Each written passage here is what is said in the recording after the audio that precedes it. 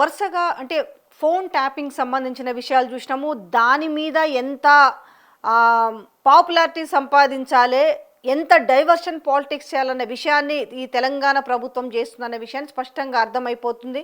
So ఈ నెల అంటే జనవరి నుంచి జరిగిన పరిణామాలు ఒకసారి చూసుకుంటే, సో జనవరి 22 నుంచి ఒకవేళ చూసుకుంటే కనుక ఫస్ట్గా వచ్చేసి మాజీ మంత్రి హరీష్ రావు కావచ్చు, దాని తర్వాత బీఆర్ఎస్ వర్కింగ్ ప్రెసిడెంట్ కేటీఆర్, దాని తర్వాత సంతోష్, దాని తర్వాత బీఆర్ఎస్ అధినేత కేసీఆర్ పైన ఏకంగా విచారణ చేసిన అంశం కూడా చూస్తున్నాము. రాష్ట్రంలో ఏం జరుగుతుంది అనేసి ఒక్కసారిగా మొత్తం టాపిక్ డైవర్ట్ అయిన నేపథ్యంలో అసలు కథ ఏంటి అనేది తీగ లాగితే డొంక కదిలిందన్న విధంగా ఇవాళ బీఆర్ఎస్ వర్కింగ్ ప్రెసిడెంట్ కేటీఆర్ ఈరోజు ఒక భారీ స్కామ్ని కూడా బయట పెట్టడం జరిగింది. సో దీని గురించి చిన్నగా ఆల్రెడీ మాట్లాడుకుంటారు, కానీ అసలు ఎందుకు ఇంత జరుగుతుంది, వరుస ఈ విచారణ నేపథ్యం ఏముందని ఆ అనుమానం వచ్చిన నేపథ్యంలో వీళ్ళు ప్రజల దృష్టిని మళ్లించే డైవర్షన్ గేమ్ అనేది వాళ్ళకి అర్థమైన నేపథ్యంలో అసలు ఈ స్కీమ్ ఏంది, స్కామ్ ఏంది, బినామీ భాగోతాన్ని ఎట్లా బయట పెట్టాలని చెప్పి మొత్తానికి సాక్ష్యాలతో సహా ఈ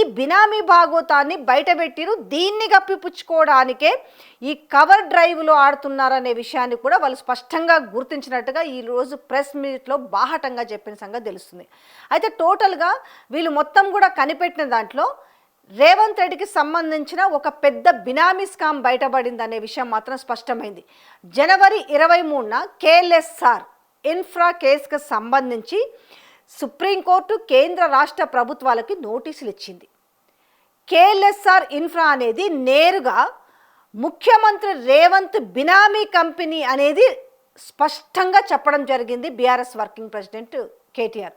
అయితే ఈ దివాలా తీసిన స్థితిలో ఉన్న ఈ కంపెనీకి నిబంధనలకు విరుద్ధంగా 6,000 కోట్ల టెండర్లు ఎట్లా గట్టబెట్టిరో చెప్పాలని డిమాండ్ చేశారు. అంతేకాదు ఐఆర్పి ప్రొఫెషనల్ అనుమతి లేకుండానే ఈ భారీ టెండర్లను రేవంత్ రెడ్డి తన బినామీలకు ఇచ్చిండు. రేవంత్ రెడ్డి కేవలం బినామీ ముఖ్యమంత్రి మాత్రమే కాదు, ఆయనే ఒక బినామీ మాస్టర్ అని కూడా నిరూపిస్తాను అని చెప్పేసి ఇటు కేటీఆర్ డిమాండ్ చేయడం జరిగింది, ఛాలెంజ్ చేశారు.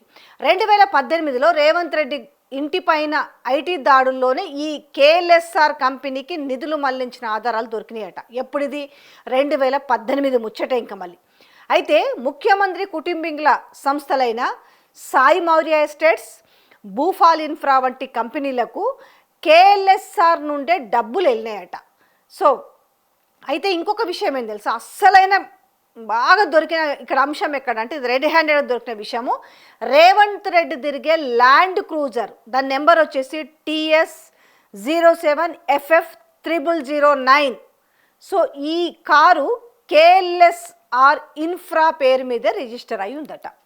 సుమారు 2.5 కోట్ల విలువైన కారును బినామీ కంపెనీ ఎందుకు కొనిచ్చిందో కూడా చెప్పాలి. మరి నిజంగానే ఒక కేటీఆర్ అడగడం కాదు, ఈరోజు సమాధానం చెప్పాల్సిన బాధ్యత కూడా ఉంది.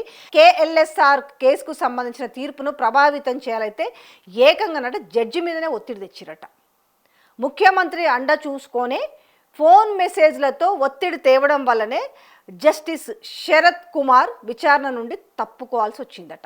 ఈ కంపెనీ వెబ్సైట్ నుంచే సమాచారం కనుక తీసుకుంటే వాళ్ళే స్వయంగా మాకు 6,000 కోట్ల విలువైన Amrut, Jal Jeevan, mission young India school ప్రాజెక్టులు వచ్చినాయని చెప్పుకుంటున్నారు. సో ఆ వెబ్సైట్ ప్రకారం చూసుకుంటూనే అయితే ప్రభుత్వం ప్రవేశపెట్టిన యంగ్ ఇండియా రెసిడెన్షియల్ స్కూల్స్ ముఖ్యమంత్రి గారి పరిధిలోని అమృత్ స్కీమ్ పనులన్నీ ఈ కంపెనీకే దక్కినాయి. మెదక్ జిల్లాలో R&B రోడ్ల పనులకు సంబంధించి 116 కోట్లు, షాద్నగర్ పరిగి రోడ్డు పనులకు వచ్చేసి 135 కోట్లు ఈ కేఎల్ఎస్ఆర్ కంపెనీకే ఇచ్చారు. ఇక సూర్యాపేట జిల్లా మోతేలోని 1,910 కోట్ల విలువైన లిఫ్ట్ ఇరిగేషన్ స్కీమ్ పనులను కూడా ఈ బినామీ కంపెనీకే కట్టబెట్టిరు. ఇక కోదాడులోని గణపవరం రాజీవ్ గాంధీ లిఫ్ట్ ఇరిగేషన్ పనులు 320 కోట్లు కూడా దీనికే దక్కినాయి. ముఖ్యమంత్రి బినామీ కంపెనీకి ఆయన సొంత నియోజకవర్గమైన కొడంగల్లోని 145 కోట్లతో వెటర్నరీ కాలేజ్ నిర్మించే అవకాశం కూడా ఇచ్చారు. ఇక మిషన్ భగీరథలో కూడా కేఎల్ఎస్ఆర్కు 165 కోట్ల విలువైన పనులు అప్పగించారు. ఈ కంపెనీ 2023 జూలై నుంచే దివాలా తీసి ఇన్సాల్వెన్సీ కేసులో ఉంది.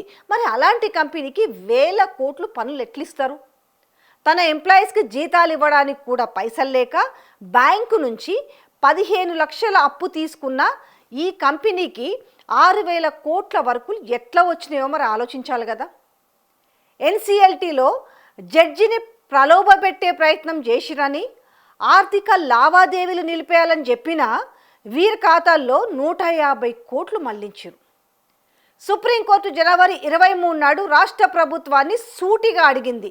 దివాలా తీసిన కంపెనీకి ఎందుకు ఇన్ని ప్రాజెక్టులు ఇస్తున్నారని కూడా ప్రశ్నించింది.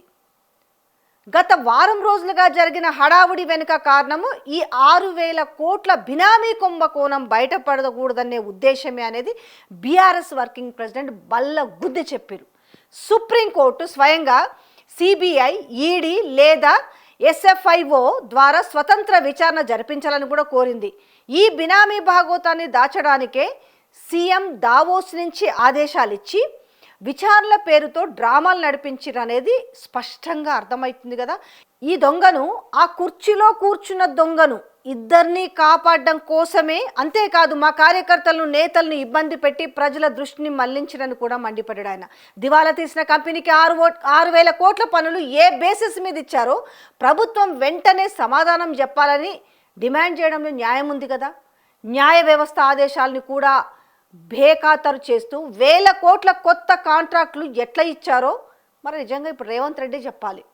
రూపాయి లేని కంపెనీ 100 కోట్ల బ్యాంకు గ్యారంటీలు ఎక్కడి నుంచి తెచ్చిందో మరి. దీనికి ప్రభుత్వం నుంచి ఎవరండగా నిలబడ్డారో కూడా వెల్లడించాలి కదా. ఇది రేవంత్ రెడ్డి యొక్క సొంత వ్యవహారం కాదు. 6,000 కోట్ల ప్రజాధనానికి సంబంధించిన భారీ స్కీమ్.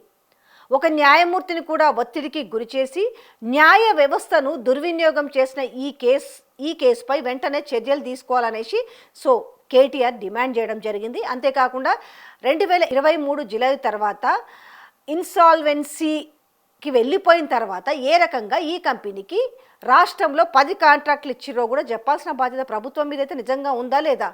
అంటే జీతాలు లేక 15 లక్షలే మళ్ళీ అప్పు తెచ్చుకున్న వాళ్ళు ఈరోజు 6,000 కాంట్రాక్టులు ఏ రకంగా దక్కించుకురు మరి డౌట్ అయితే వస్తుందా కాదా. ముఖ్యమంత్రికి కారు ఇచ్చినందుక, లేకపోతే మరే వాటా ఇచ్చినందుక ఇది క్విడ్ ప్రోకో కాదా. సీఎంకి కారు ఇచ్చి ముఖ్యమంత్రికి మరి ఎన్నికల సమయంలో నిధులు సమర్పించుకుంటే ఇచ్చిండ్రా ఇది ఈ కాంట్రాక్టు. ఎందుకు ఇచ్చారు అసలు? ఇది క్విడ్ ప్రోకో కోసం కాదా? దివాలా తీసిన కంపెనీకి ఎట్లా కాంట్రాక్టర్ ఇచ్చారు, ఇది క్విడ్ ప్రోకో కాదా అనేది నిజంగానే మనం ఎన్నిసార్లు మాట్లాడుకున్నా స్పష్టంగా అర్థమవుతుంది. ఇది బినామీ సంస్థ కాకపోతే మరి కంపెనీపై నిషేధం ఉన్నా కూడా కాంట్రాక్టులు ఎట్లిస్తారు? ఈ కంపెనీకి ఎలా వచ్చినాయి ఇన్ని కాంట్రాక్టులు? ఆల్రెడీ ఇన్సాల్వెన్సీలో ఉన్నప్పుడు అనేదే ఒక ప్రశ్న కదా. అట్లాంటప్పుడు ఎట్లిస్తారు కాంట్రాక్టులు? మనీ లాండరింగ్ జరగకపోతే బ్యాంకు ఖాతాలన్నీ ఫ్రీజ్ చేసిన తర్వాత కూడా 100 కోట్లు ఎట్లా వచ్చినాయి? ఈ విషయంలో సీఎం పాత్ర ఏందో కూడా తెలవాలి కదా. మరే అసలు సీఎం గారికి ఈ కంపెనీకి ఉన్న సంబంధం ఏంటో కూడా ఇప్పుడు వాళ్ళు క్లారిటీ ఇవ్వాలి. అయితే బీఆర్ఎస్ పార్టీ నుంచి కూడా కొన్ని డిమాండ్లు వాళ్ళు ఈరోజు ప్రభుత్వం ముందు పెట్టిరు. ఏం పెట్టిరంటే, తక్షణమే సుప్రీంకోర్టు ఆదేశం ఇచ్చిన తర్వాత తదుపరి మీకు ఏమైనా కనీసం సిగ్గు లజ్జ ఉంటే వెంటనే కేఎల్ఎస్ఆర్ కంపెనీకి సంబంధించి రాష్ట్రంలో ఇచ్చిన ప్రతి కాంట్రాక్ట్ను రద్దు చేయాలని వాళ్ళు డిమాండ్ చేశారు. అంతేకాకుండా అట్లాగే ప్రస్తుతం ఏదైనా వర్క్ జరుగుతుందో తక్షణమే వాటిని నిలిపివేయాలని కూడా డిమాండ్ చేశారు వాళ్ళు. దాంతోపాటుగా సుప్రీంకోర్టు విచారణ పూర్తయ్యేదాకా, సుప్రీంకోర్టు ద్వారా ఆదేశించబడిన విచారణ పూర్తయ్యేదాకా ఈ కంపెనీకి ఎట్టి పరిస్థితుల్లోనూ రాష్ట్రంలో మరొక వర్క్ ఇవ్వకుండా బ్లాక్ లిస్ట్లో పెట్టాలని చెప్పారు వాళ్ళు. నిజమే కదా, ఆలోచిస్తే ఎవరైనా కూడా చెప్పే బేసిక్ పాయింట్స్ కదా. అసలు ఈ బినామీ బాగోతాల వెనుక ఉన్న వ్యవహారం మొత్తం మీద కూడా సిబిఐ, ఈడీ లేదా ఎస్ఎఫ్ఐఓ సుప్రీంకోర్టు ఆదేశాల మేరకు వెంటనే రంగంలోకి దిగాలి. జనరల్గా ఒక రాష్ట్రంలో సిబిఐ, ఈడీ రావాలంటే మన కిషన్ రెడ్డి గారు ఒక మాట చెప్పిండు కదా, ఒక కొత్త విషయం చెప్పారు ఆయన. ఏంటంటే రాష్ట్ర ప్రభుత్వం కోరుకుంటే మేము విచారణకు ఆదేశిస్తామని చెప్పిండు ఆయన.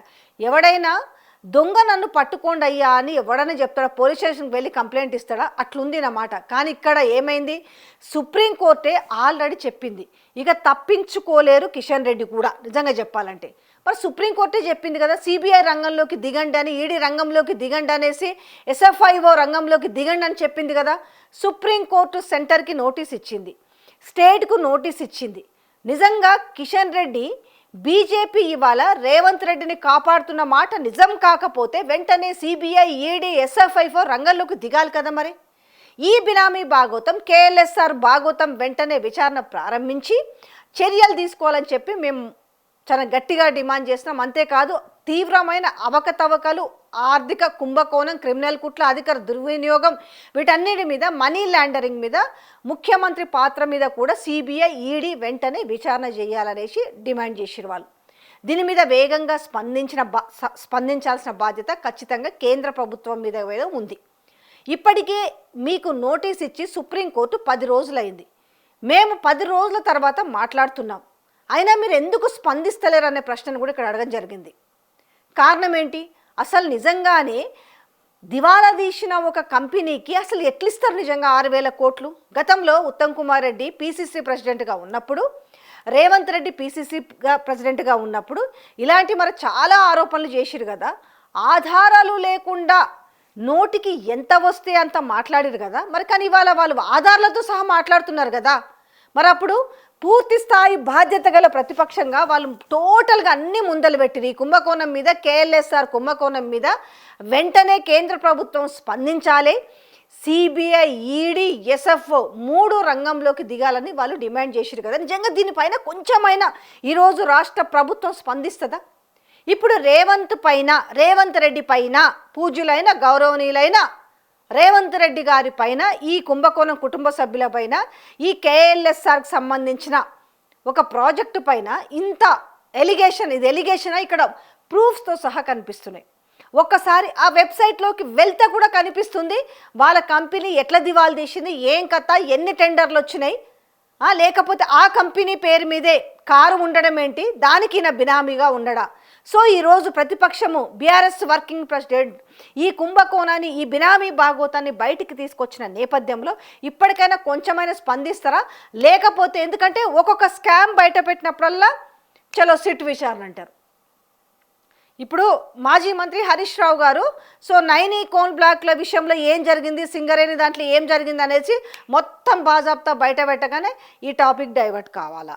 వాళ్ళ లోపల జరుగుతున్న బాగోతాలు, దాచుకోవడము, దోచుకోవడము, స్కాములు, స్కీములు అని బయట పెట్టగానే చలో 2 రోజులకి తెరపైకి ఫోన్ ట్యాపింగ్ తీసుకొస్తారు, లేకపోతే ఇంకోటి తీసుకొస్తారు. చూడాలి ఇప్పుడు. మరి ఇప్పుడు గతంలో ఈ 1,50,000 కోట్లకు సంబంధించిన మూసీ ప్రాజెక్టుకు సంబంధించింది కూడా బీఆర్ఎస్లో బయట పెట్టిరు అయ్యాల కూడా. దాని తర్వాత లగచర్లలో తన అల్లుడు కోసము భూములు లాక్కునే విషయంలో ఎంత స్కామ్ చేస్తున్నారు అనే విషయాన్ని బయట పెట్టిరు. దాని తర్వాత అమృత్ స్కామ్ విషయంలో కూడా బయట పెట్టిరు. దాని తర్వాత నైనీ కోన్ బ్లాక్ విషయంలో బయట పెట్టిరు. ఇట్లా వరుస పెట్టి బయటకు పెడుతున్న నేపథ్యంలో అంతా కూడా ఒక్కొక్కటి డైవర్ట్ చేసుకుంటూ పోతారు. మరి ఇప్పుడు ఏకంగా అంటే ఇక్కడ పక్కా రెడ్ హ్యాండెడ్గా దొరికిన అంశం కనపడుతుంది, కారే కనపడుతుంది కదా. 2.5 కోట్ల కారు, అది విత్ కార్ నెంబర్తో సహా. మరి ఎందుకు ఆ ప్రాజెక్టు పైన ఈ కారు ఉంది, ఆ కేఎస్ఎల్ఆర్ కంపెనీ పైన ఎందుకు ఉందనే అంశం ఈరోజు తెలంగాణ ముఖ్యమంత్రి మరి రేవంత్ రెడ్డి గారు దీనిపైన ఏమైనా సమాధానం చెప్తారా, లేకపోతే మళ్ళా కూడా ఏదో ఒక విచారణ అని చెప్పి దీన్ని కూడా అటెన్షన్ డైవర్ట్ చేస్తారనేది చూడాలి మరి.